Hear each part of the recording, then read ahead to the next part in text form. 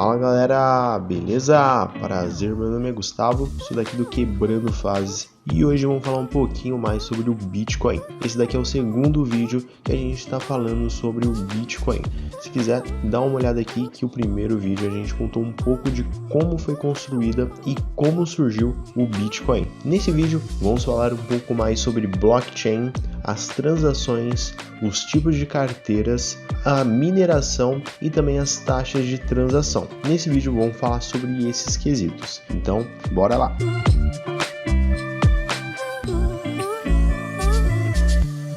Blockchain. O blockchain, ou também conhecida como cadeia de blocos, é como se fosse um banco de dados distribuídos, que tem a função de um livro-razão de contabilidade pública, onde aparece os saldos e transações de contas, que é onde são registradas todas as transações do Bitcoin. Essa tecnologia faz com que todos os dados sejam transmitidos entre todos os participantes da rede, de maneira descentralizada e transparente. Com isso, não precisa depender de um terceiro ou entidade central para que os dados de contabilidade estejam corretos e não sejam fraudes, porque todos os participantes da rede determinam se aquele dado é real ou não. O blockchain é um livro público de transações. Apesar de ter algumas informações anônimas, o Bitcoin está associado a um número que somente o seu proprietário conhece. Basta uma conversão para um câmbio não virtual que tudo fica às claras. Então, praticamente, essa rede ela é descentralizada e depende de todos os participantes para que essas transações sejam verificadas ou não verificadas.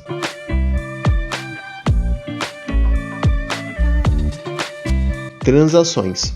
As transferências da criptomoeda na rede Bitcoin ocorrem através de transações entre o endereço remetente e o destinatário, formados por códigos de 64 caracteres chamados de carteira digital. A transação na rede ocorre através da internet, não sendo possível cancelar ou reverter ela após ela ter sido enviada pela rede. Basicamente, o processo envolve três partes: recebimento do endereço destinatário, criação da transação e transmissão da transação. Inicialmente, o usuário que irá fazer o pagamento precisa saber o endereço destinatário. O usuário que receberá o pagamento pode informá-lo através de texto ou de maneira mais simples, através do código QR Code, código de barras do tipo QR, que será escaneado pelo dispositivo do usuário pagador. O programa de carteira do usuário jogador irá criar a transação. Apenas dois dados precisam ser informados para que o usuário crie uma transação.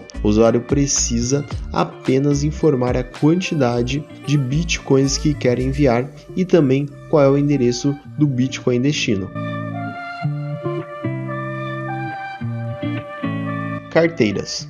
Uma carteira de hardware é um tipo especial de uma carteira digital de bitcoins, que da mesma forma que a versão em software, também em aplicativos para computadores ou celulares, servem para armazenar os bitcoins que você minerar ou comprar. A diferença crucial para uma carteira de software é que a de hardware é uma solução física, semelhante a um pendrive ou token digital. Combina elementos da carteira de software de modo que precisa estar conectado na hora de uma operação financeira. Uma carteira de hardware armazena as chaves criptográficas dos seus bitcoins em um ambiente offline, de modo que elas nunca saiam do dispositivo externo. Elas funcionam em conjunto com uma carteira de software em um computador ou celular. É esta que fará a transação com os bitcoins, mas não as assina, pois as chaves estão na carteira de hardware. A carteira de software então redireciona a operação para que a carteira de hardware assine e valide a transação. Feito isso, ela manda de volta a operação assinada para a carteira de software, que finaliza a transação. Dessa forma, a carteira de hardware é mais protegida contra ataques virtuais que tentam roubar seus bitcoins.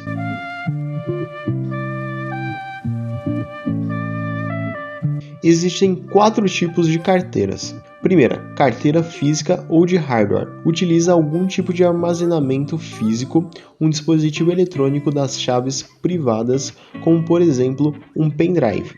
2. Software de carteira, um aplicativo de computador, smartphone ou tablet, que é usado para fazer transações e armazenar as chaves. 3. Serviço de carteira, um serviço online disponibilizado em um site que armazena as chaves para o usuário. Armazenamento em nuvem. 4. Carteira offline, qualquer tipo de carteira que nunca se conecta à internet.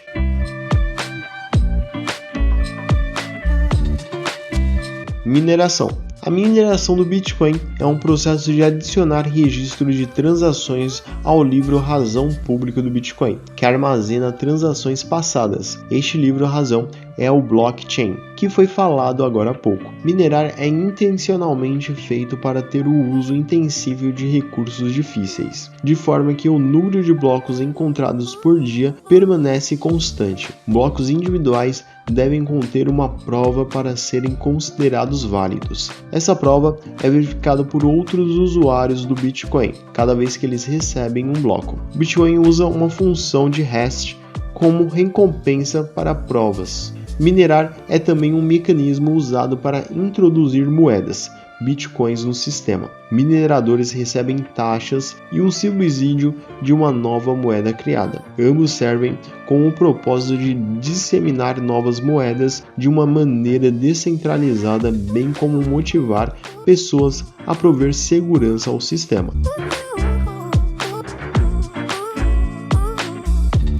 Taxas de transações. Existe apenas uma taxa de transação de bitcoins, que é chamada de taxa de rede. Essa taxa é apenas um valor para ser pago aos mineradores da moeda pela transição dos bitcoins de uma carteira para outra. O valor da taxa interfere apenas na velocidade na qual a operação será concluída. A transação pode levar um tempo, pois é necessária uma auditoria entre os mineradores para confirmar o processo. Vamos explicar por que leva mais tempo para ser feita a transição do Bitcoin. Cada bloco de Bitcoin é formado por mineradores. Isso quer dizer que eles, durante um determinado intervalo de tempo, agrupam todas aquelas transações feitas com a moeda digital que ainda não foram incluídas em um bloco. Posteriormente, será calculado um determinado valor, ou seja, o hash, para aquele bloco. Com hash, dos mesmos dados devem gerar sempre o mesmo resultado.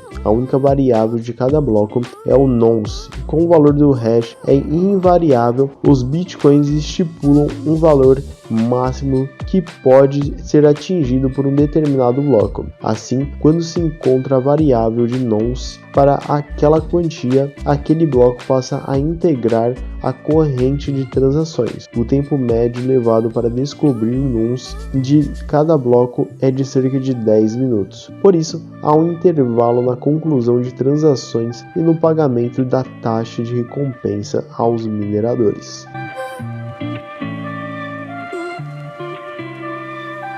Então galera, esse daqui foi o vídeo. Se você gostou do vídeo, clica no gostei, se inscreva no canal e comente sugestões de próximos vídeos. É isso, muito obrigado, valeu, falou e até o próximo vídeo.